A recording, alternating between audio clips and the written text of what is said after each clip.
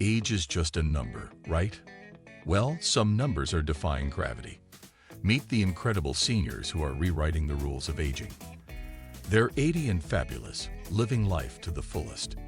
Get ready to be inspired as we dive into their extraordinary world. This is 80 and Thriving, a story that will redefine your view of aging. Meet Mrs. Thompson, a vibrant 80-year-old whose life challenges every stereotype about growing older.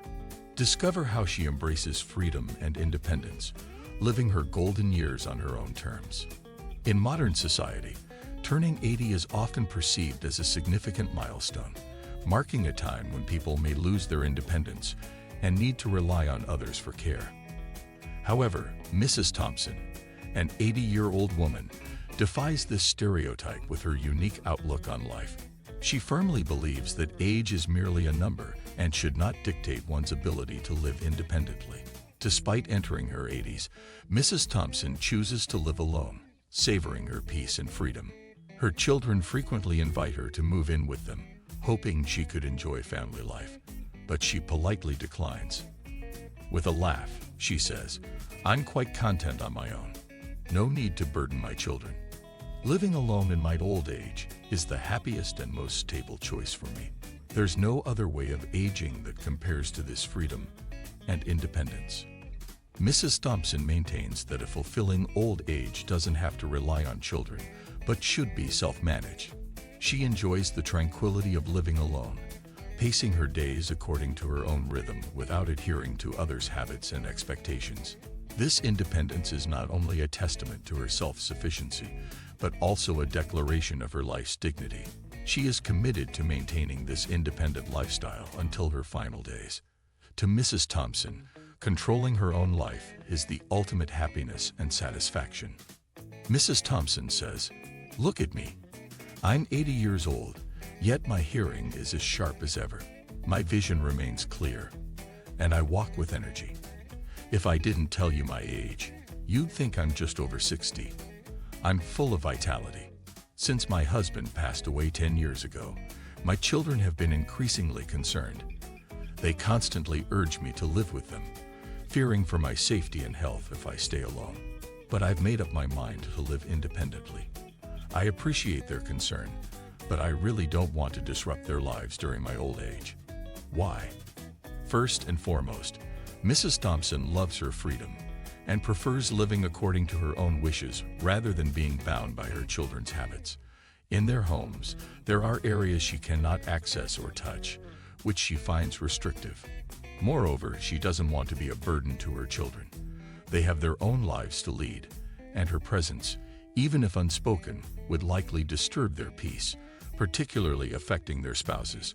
She understands this and believes that keeping a healthy distance from her children is like a bowl of soup: too close, and it burns; too far, and it cools.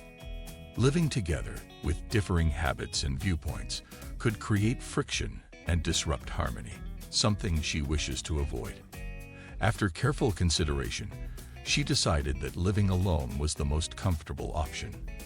A nursing home is out of the question due to its rigid rules, and hiring a caretaker is too costly. She prefers to save her pension for herself. Her children have their own pressures, and she doesn't want to add to their burdens. Thus, she chose to rely on herself for her old age. As long as she remains strong and self-sufficient, she is content to live in her own space until she grows old.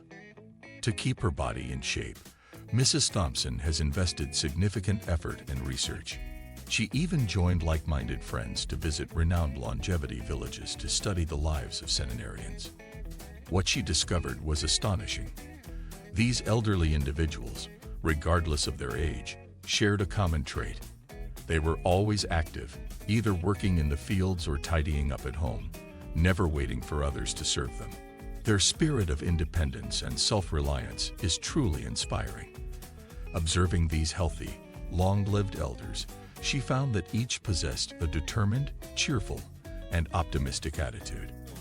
Despite modest means, they made every day fulfilling and enjoyable by eating well, sleeping well, and maintaining a good mood. Mrs. Thompson adopted these lessons, learning to stay cheerful, and letting her body follow suit. Looking at her peers who aren't as healthy, she noticed their irregular lifestyles. Poor eating habits, lack of exercise, and overall decline in health by their 70s or 80s. They've lost their independence, and she finds that prospect very frightening. She believes in the use it or lose it philosophy. If one doesn't exercise, their body will lose vitality and health. For years, she has consistently exercised, braving all weather conditions to stay active and explore the world. She would never let herself be sedentary. Even when traveling and facing challenging terrains, she insists on managing on her own, as accepting help might lead to complacency. Her goal is to stay healthy and independent, and she fears only losing her ability to care for herself. She hopes to pass away peacefully, without illness, and considers it a fulfilled life. Many people might assume that an 80-year-old living alone is a miserable existence, but Mrs. Thompson finds it to be a great happiness. Good health is everything in old age, and a healthy body ensures a peaceful, happy life. Mrs. Thompson shares her secrets for a happy old age in 3 main points. First, elderly people should live a little selfishly. Children have their own lives, and elders shouldn't become a burden. When her husband was alive, their combined pension was substantial, and they managed to support their son and daughter-in-law financially. After his death, Mrs. Thompson stopped the financial support, explaining that with one less income, she couldn't continue the same level of assistance. Her son and daughter-in-law understood and supported her decision, letting her live her life as she wished. She believes that if an elderly person can no longer provide help, the best thing is not to add to their children's burdens. She has divided her pension wisely into parts for daily expenses, living costs, and savings, ensuring a comfortable and worry-free life. Second, Mrs. Thompson advises not to interfere excessively in children's lives.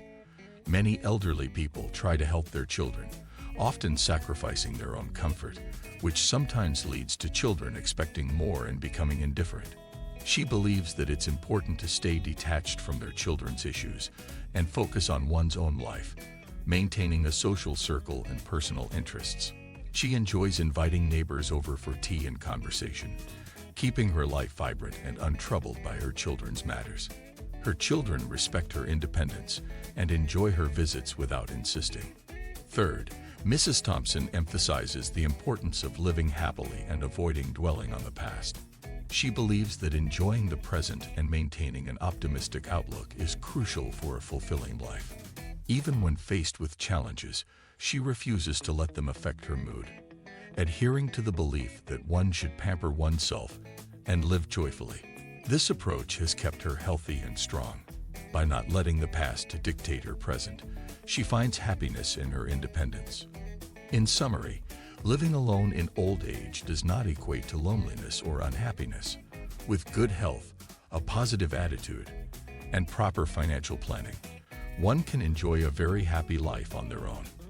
Mrs. Thompson's experience shows that self-reliance and a positive mindset can make old age a time of joy and fulfillment. So there you have it, proof that age is just a state of mind. These incredible seniors are showing us all how it's done. Want to see more inspiring stories? Hit that like button. Subscribe for more amazing content like this, and don't forget to share your thoughts in the comments below. Until next time, keep thriving.